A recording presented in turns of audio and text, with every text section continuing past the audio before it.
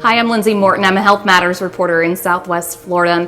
Thank you for joining us today as we continue our Pink Couch series with Dr. Elizabeth Arguelles, a board-certified breast surgeon in Naples. So today we're talking about breast surgery. Now, obviously, this is a topic that no one really wants to discuss, right, if they're diagnosed with breast cancer.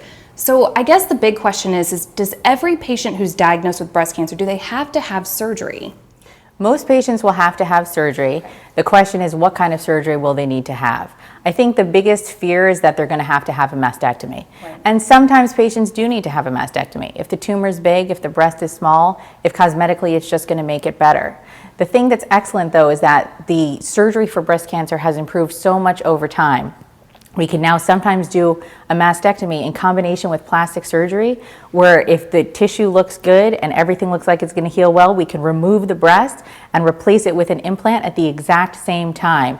And that really decreases the psychological and emotional impact of that breast cancer and the treatment on the patient to go in, remove the cancer, and wake up with a new breast. And they're not having to have multiple surgeries, right? Correct. If everything is optimal, that's the way it'll be done. All is one surgery.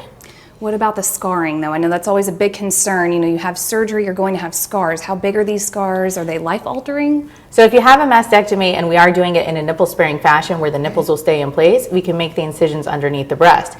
The vast majority of patients don't actually need to have a mastectomy, though. About 75–80% can actually have breast conservation or a lumpectomy.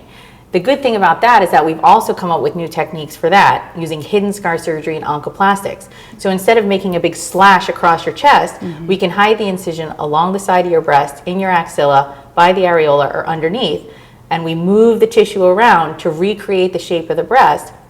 So when you heal, there's really minimal scarring. You're taking your shower, you're there with your husband, your significant other. There's not a visual reminder of that cancer journey.